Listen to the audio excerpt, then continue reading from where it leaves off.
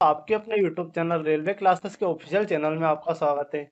आज आपके लिए लेकर आया हूँ हमारी जो 13 अगस्त को की फर्स्ट शिफ्ट थी, उसके जीके के सभी क्वेश्चन जो भी आए हुए हैं उनका एनालाइज। तो इस क्लास को अंत तक जरूर देखना, और अगर चैनल पर पहली बार आए तो चैनल को सब्सक्राइब कीजिएगा।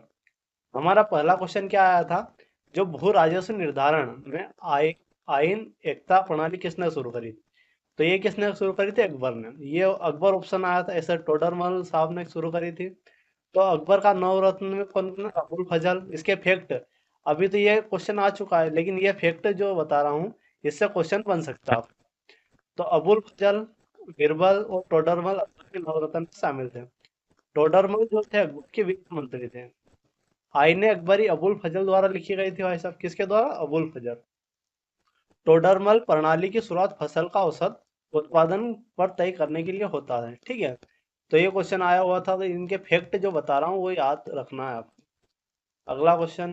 तो अगला क्वेश्चन क्या है? 24 फरवरी 1919 क्या? 24 फरवरी 1919 को सत्याग्रह सभा की स्थापना किसने करी? तो जो सत्याग्रह सभा थी इसकी स्थापना किसने करी थी? महात्मा गांधी। किसने शुरू करी थी? महात्मा गांधी ने शुरू करी थी। ये क्यों हुई थी, इनके फैक्ट के बारे में जान लीजिए। सत्याग्रह सभा का उल्लेख रोलेट एक्ट का विरोध है। मैं उद्देश्य क्या था भाई? रोलेट एक्ट का विरोध करना इसका उद्देश्य था सत्याग्रह सभा का।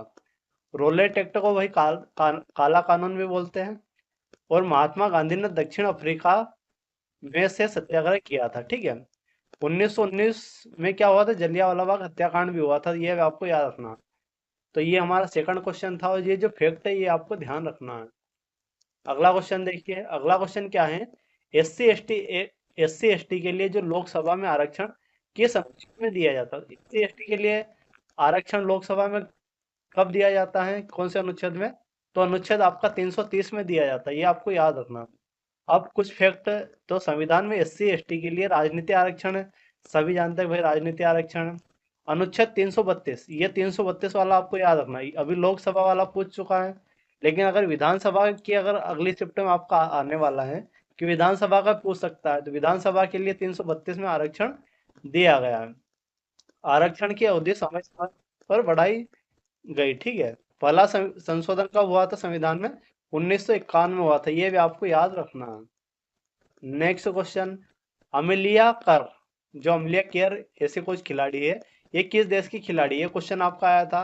तो ये न्यूजीलैंड की खिलाड़ी थी। किस देश की खिलाड़ी? न्यूजीलैंड की। न्यूजीलैंड के बारे में कुछ महत्वपूर्ण फैक्ट। तो न्यूजीलैंड जो महिला टीम है उसको क्या बोलते हैं? व्हाइट फंस बोलते हैं। क्या? व्हाइट फंस बोलते हैं।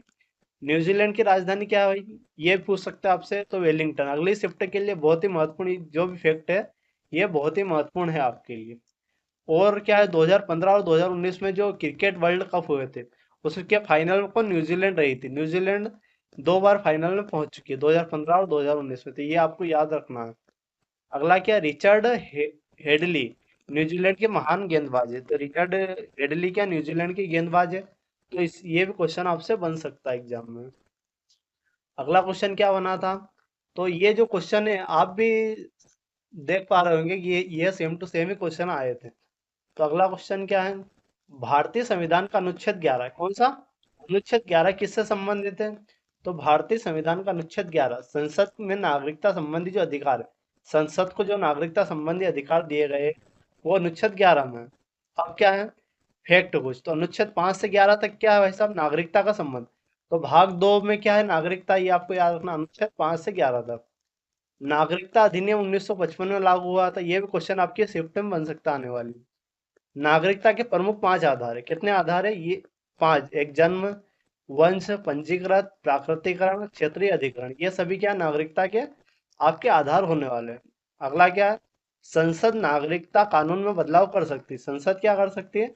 जो नागरिकता कानून है उसमें बदलाव कर सकती है। तो ये क्वेश्चन आपका बना था कि अनुच्छेद 11 किससे संबंधित है? तो संसद को जो नागरिकता संबंधी अधिकार दिए गए उससे संबंधित होने वाला। अगला क्वेश्चन क्या है? ये क्वेश्चन पूछा गया था आपका, कंट्रोल आर का शॉर्टकट का उपयोग क्या है? कंट्रोल आर, इसका उपयोग कहाँ किया जाता? तो पेज या विंडो को रिफ्रेश करने के लिए इसका उपयोग करते। क्या? रिफ्रेश करने के लिए इसका उपयोग करते हैं। और इसका एक और उपयोग है। इसका क्या उपयोग है?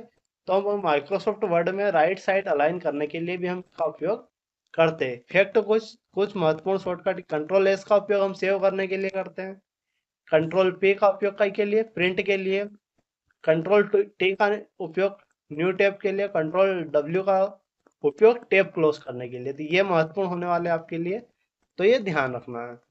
अगला अगला क्या है, वैदिक काल काल में गाय को किस नाम से जाना जाता है? वैदिक काल में भाई साहब गाय को किस नाम से जानते हैं? तो हम जानते हैं कि वैदिक काल में जो गाय को किस नाम से, अगन्या के नाम से जानते हैं। किस अगन्या नाम से जानते हैं? वैदिक काल में गाय को धन का प्रतीक मानते हैं। किसका? धन का प्रतीक।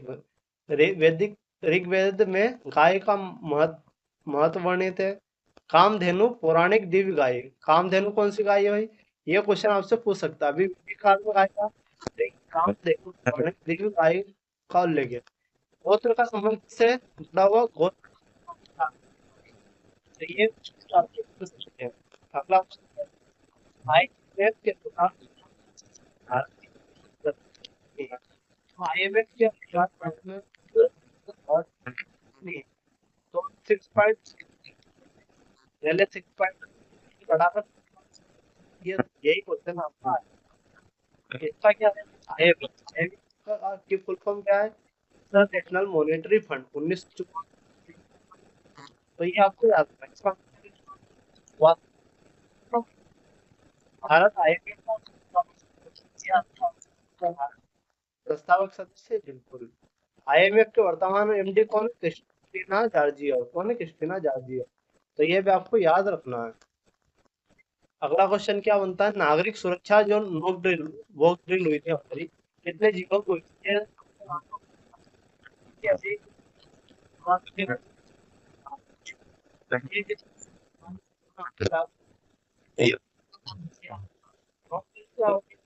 आपस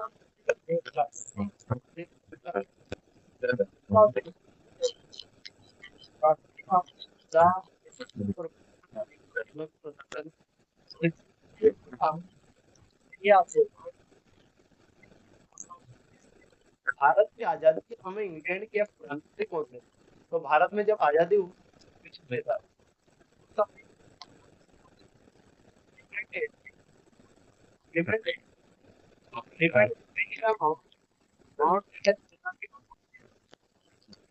माउंट की मंजूरी दी थी। ये आपको याद रखना है।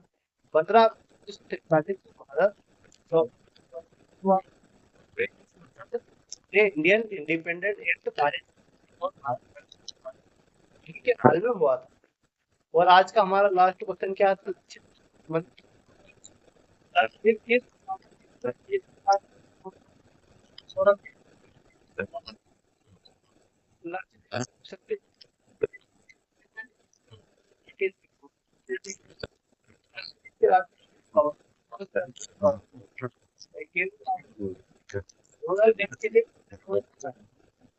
ये हमारे कल उनके और ये अल्लाह का आज